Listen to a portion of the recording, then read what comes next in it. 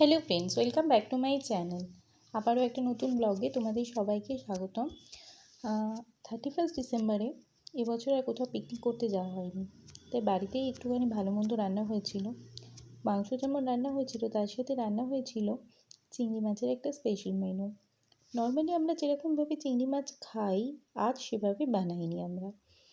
একটু অন্যরকম বানানোর জন্য চেষ্টা চলছিল, কারণ চিংড়ি মাছের মালাইকারি খাওয়া হয়, চিংড়ি মাছ এমনি পেঁয়াজ দিয়ে কষিয়ে খাওয়ানো হয়। সাধারণত আমাদের বাড়িতে এই দুটোই হয়। আর বিভিন্ন সবজি দিয়ে চিংড়ি মাছ আমার ঠিক পছন্দ হয় না, কারণ মনে হয় আমার মাছটার টেস্টটাই নষ্ট হয়ে যায়। সেজন্য আজকে একটু অন্যরকম করার চেষ্টা করা হয়েছিল। শীতকাল, বিভিন্ন রকমের কালারফুল সবজি পাওয়া যায়, তো এইরকমই একটা কালারফুল সবজি ইউজ করে মাছটা আজকে রান্না করেছি। তো তোমরা দেখতে থাকো মাছটা আমি কীভাবে রান্না করেছিলাম। চিংড়ি মাছের সাইজগুলো বেশ বড় বড় ছিল। আমার মা অলরেডি এতে নুন দিয়ে রেখেছিল, সেই জন্য আর নুন দিলাম না। তো দেখো, শুধু নুনটা মাখিয়ে রেখে চিংড়ি মাছগুলো আগে আমি ভেজে নিচ্ছি। সর্ষের তেলে রান্না করছি, তো একটু অল্প আঁচে মাছগুলো ভাজবো। আর চিংড়ি মাছ না বেশি ভাজলে শক্ত হয়ে যায়, তো সেই জন্য মাছগুলো একটু হালকা করেই ভাজবো, একদম হালকা করে, যে একদম মানে না ভেজে নিলে নয়। অনেকের বাড়িতে আবার হয়তো চিংড়ি মাছ কাঁচাও রান্না হয়, কিন্তু আমাদের বাড়িতে হয় না। আমার স্পেসিফিক্যালি একদমই পছন্দ নয় মাছ কাঁচা এরকমভাবে রান্না করে খেতে, আমি একদমই পারি না, খুব যেন স্মেল লাগে। সেজন্য মাছটা একটুখানি হালকা করে তেলে ভেজে নেব। 5 থেকে 6 মিনিট মতো ভেজে নিলেই হয়ে যাবে। সবকটা মাছ আমি একসাথেই দিয়ে দিলাম, কারণ মাছটা যেহেতু আলাদা কোনো স্পেশাল মেনু হচ্ছে না, একটুখানি আলু আর সবজি ইউজ করে হবে, তাই মাছগুলো যদি গুটিয়েও যায় তাতে কোনো সমস্যা নেই। আজকের এই রেসিপিটা খেতে স্বাদ বেশ ভালো হয়েছিল। সাধারণত আমার চিংড়ি মাছ সবজি দিয়ে কোনো সবজি দিয়ে খেতে পছন্দ হয় না। কেন হয় না যেন আমার মনে হয় ওই সবজিটা চিংড়ি মাছের টেস্টটাকে ইনহ্যান্স করছে না, উল্টে কমিয়ে দিচ্ছে। তো আমার রান্না করতে করতে আমার মা রান্নাঘরে চলে এসছে ভাতের মাড়টা গালানোর জন্য। এই একটা জিনিস আমার দ্বারা একদম হয় না, সেটা হচ্ছে ভাতের মাড় গালানো। একদমই আমি করতে পারি না, একদম না, আমার একদমই হয় না আর কি এটা। আমার মা বেশ ভালো করে সেটা করে দেয়, তো সেই জন্য মাই আমি যতই রান্না করি না কেন, আমার মাকেই বলি আর কি ভাতের মাড়টা গালিয়ে দিতে। আর আমি ভাতের মাড় গালালে কী হয় না, ভাতটা তলার দিকে একটু ফ্যান ফ্যান থেকে যায়, আর পরে কী হয়, বেলায় যখন আমরা খাই সে ভাতটা একদম সপসপে হয়ে যায়, একদমই খেতে তখন আর ভালো লাগে না। একদম আর ঠান্ডা ভাত খেতে একদম ভালো লাগে না, তার মধ্যে যদি ভাতের মধ্যে ওরকম ঘাম হয়ে যায় না, একদম খেতে ভালো লাগে না। তো দেখো, কথা বলতে বলতে আমার চিংড়ি মাছটা ভাজাও হয়ে গেছে, বেশ সুন্দর ভাজা হয়েছে। না তো মাছটা শক্ত হয়ে গেছে, না তো মাছটা বেশি কম ভাজা হয়েছে। মানে এই মাছটা না কাঁচা খাওয়া যাবে না হয়তো, কিন্তু মানে এমনি এমনি খেয়ে নেওয়া যাবে না, রান্না করে খেতে হবে। এরপরে যখন স্টেপে যখন মাছটাকে আমি সেদ্ধ করতে দেবো ওই গ্রেভিতে, তখন পুরোটা রান্না হয়ে যাবে। তো তোমাদের সবাইকেই বলবো, চিংড়ি মাছ যখন বড়ো সাইজের রান্না করবে, তো তোমরা একটুখানি ধরে সেটাকে কম আছে একটুখানি কম করেই ভেজো, বেশি ভেজো না। তো আমার মায়ের মনে হয়েছে আমি মাছটা আর কি ঠিক মতো করতে পারিনি, তো মা একটু চেক করে নিচ্ছে।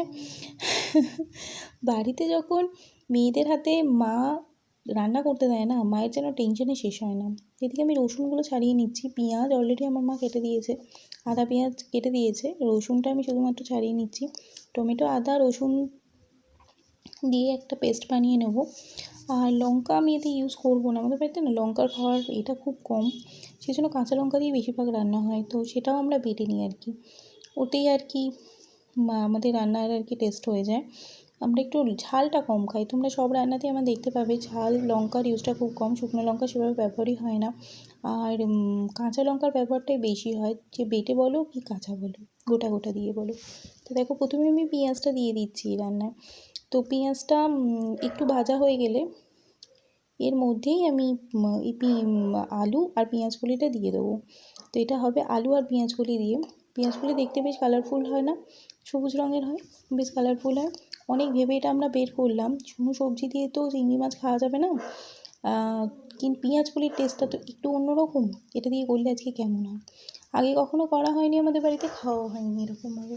সাধারণত আমাদের বাড়িতে চিংড়ি মাছের মালাইকারি হয়, চিংড়ি মাছ পোস্ত দিয়ে হয়েছে, চিংড়ি মাছ এমনি নর্মাল আলু পেঁয়াজ দিয়ে কষানো হয়। আজকেও সেটারই প্ল্যান হয়েছিল, আলু পেঁয়াজ দিয়ে কষানো, কিন্তু না, পরে সেই প্ল্যানটা চেঞ্জ করে দিই আমি, আর এতে আমি একটু পেঁয়াজগুলো অ্যাড করে দিই, আর বেশ ভালো খেতে হয়েছিল, বেশ অন্যরকম খেতে হয়েছিল। তোমরা বাড়িতে এই রান্নাটা ট্রাই করে দেখতে পারো। তো দেখো প্রথমে আলু আর পেঁয়াজকলিটাকে আমি একসাথে ভাজতে দিয়ে দিয়েছি। এবার অনেকেই হয়তো বলবে আলু সেদ্ধ হতে অনেক বেশি সময় লাগে, পেঁয়াজকলি তো এক্ষুনি সেদ্ধ হয়ে যাবে, তাহলে পেঁয়াজকলিগুলো গলে চলে যাবে। না, পেঁয়াজকলি না ভাজতে বেশ বেশ সময় লাগে। তোমরা বাড়িতে যারা পেঁয়াজকলি ভাজা খাও তারা একটুখানি দেখতে থাকবে, পেঁয়াজকলি ভাজতে বেশ সময় লাগে। আলুর মতো হয়তো অনেকটা সময় লাগবে না, কিন্তু ওটাও ভাজতে বেশ অনেকক্ষণ সময় লাগে। আর আমার একসাথে দিয়ে দেওয়ার কারণ এটাই হলো, আলু আর পেঁয়াজকলিটা আমার ঝুড়ির মধ্যে একসাথে মিশে গেছিলো। এখন বসে বসে আলু আর পেঁয়াজ আমি কী করে পেঁয়াজকলি কী করে বসে বসে ভাজতাম, সেই জন্য একসাথে দিয়ে দিয়েছিলাম। আর আমি একটু, তোমরা সবাই জানো যে আমি একটু শর্টে রান্না করতে পছন্দ করি। তো আর আমার রান্না সেই সব শর্টে রান্নাগুলো টেস্টি না, নর্মাল যতক্ষণ ধরে ধরে রান্না করি তার থেকে অনেক ভালো খেতে হয়। তো দেখো প্রথমে আলু আর পেঁয়াজকলিটা আমি ভাজতে দিয়ে দিয়েছি, এটা একটু যেই সামান্য সেদ্ধ হবে তারপরেই আমি এটাকে জল দিয়ে দেবো। এর মধ্যে আমি টমেটোও দিয়ে দিয়েছি একটু, কারণ টমেটোটা আমি বেটে দিয়েছিলাম, তার অর্ধেক টমেটোটা আমি এতে এমনি দিয়ে দিচ্ছি। টমেটোটা এখানে এর মধ্যেই সেদ্ধ হয়ে যাবে। প্রথমে দিয়ে টমেটোটা দিলে কি ভাজতে ভাজতে অলরেডি সেটা বয়েল হতে শুরু করে দেবে। তো দেখো আলু, পেঁয়াজকলি আর টমেটো এখানে ভাজা হচ্ছে, এর মধ্যে সামান্য একটু নুনও দিয়ে দিয়েছিলাম আমি, যাতে একটু তাড়াতাড়ি সেদ্ধ হয় এটা। আমাদের বাড়িতে আজকে 31 উপলক্ষে কিছুই আলাদা হয়নি। প্রত্যেক বছর কিছু না কিছু স্পেশাল রান্না হয় বা কিছু হয়। বাড়িতে এত রকম মাছ ছিল বলে মা বললো যে মাংস হবে না, কিন্তু মাংস তো হতেই হবে, 31-এর কথা, সেই জন্য মাংস হবে এদিকে, এই জন্য চিংড়ি মাছ হবে। আর তোমরা সবাই জানো আমার মা মাংস খায় না, সেই জন্য তার মায়ের জন্য একটা স্পেশাল ডিশ তো করতেই হতো, সেই জন্য এটার উদ্যোগ আর কি। তো দেখো এরই মধ্যে পেঁয়াজ আদা রসুনের পেস্টটা আমি দিয়ে দিলাম। পেঁয়াজ নয়, আদা রসুন আর টমেটো একটা পেস্ট বানিয়েছিলাম, পেঁয়াজ আর আমি এতে অ্যাড করিনি। তো মশলাটা জাস্ট একটু এতে কষানো হবে, একটুখানি তেল ছাড়বে, তারপরেই আমি এতে জল দিয়ে দেবো আর শুকনো মশলাগুলোও অ্যাড করে দেবো। তো এই দেখো তোমরা করতে করতে রান্নাটা করাটা অলরেডি হঠাৎ করে পুড়তে শুরু করে, কারণ ঠিক বুঝতে পারলাম না, হতে পারে হয়তো এর আগেই যে রান্নাটা করাতে হয়েছিল সেটা আমি ভালো করে ধুইনি, অথবা কিছু একটা সমস্যা হলো, কড়াটা হঠাৎ করে এরকমভাবে পুড়ে যেতে লাগলো। গ্যাসটা একটু বাড়ানোই ছিল, গ্যাসটা বাড়ানোর কারণ হলো যাতে মশলাটা তাড়াতাড়ি কষে যায়। তার মধ্যেই আমি একটু চিনিও এতে দিয়ে দিলাম। চিনিটা দেওয়ার কারণ হলো তো টেস্টটা এতে ব্যালেন্স হবে, প্লাস হচ্ছে এর কালারটাও একটুখানি বেটার আসবে। তো দেখো তাড়াতাড়ি করে এটা আমি নেড়ে নিলাম, আর অলরেডি আমার এটা কষানো শেষ হয়ে গেছে। এই স্টেজেই আমি এখানে জল দিয়ে দেবো। এতে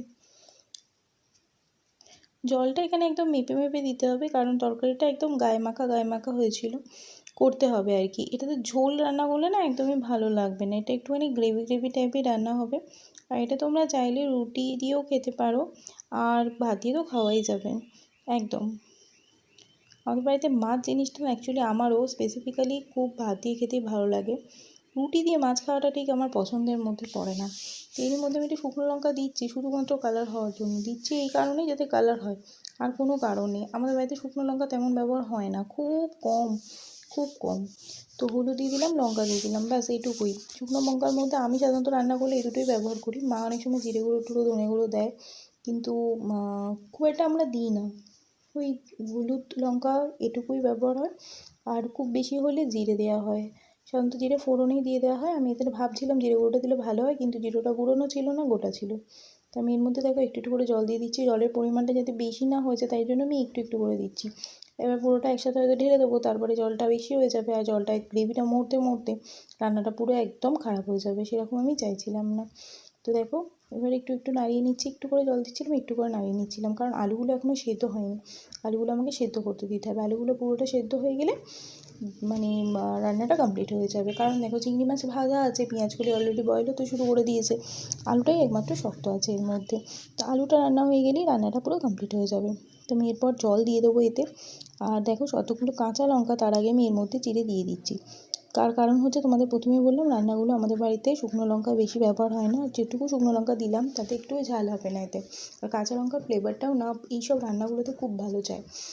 যে কোনো কষানো রান্নাতে ধনে পাতা কাঁচা লঙ্কা এগুলো দিয়ে দিলে না তার টেস্টটা পুরো অন্যরকম হয়ে যায়। এরই মধ্যে আমার ছেলে কাঁদতে চলে এসছে, ওর বোনের সাথে ওর ঝগড়াঝাটি, ঝামেলা শুরু হয়ে গেছে, সেই জন্য কাঁদতে কাঁদতে চলে এসেছে। তাকে কোলে নিয়ে একটুখানি বোঝানো হলো, এই মোবাইলের দিকে তাকালে একটুখানিও থেমে যায়, সেই জন্য ওকে একটুখানি মোবাইল দেখাচ্ছিলাম আর তারই সঙ্গে ওকে একটু আদর করে দিলাম। ব্যাস এইটুকু আদরেই বাবু খুশি।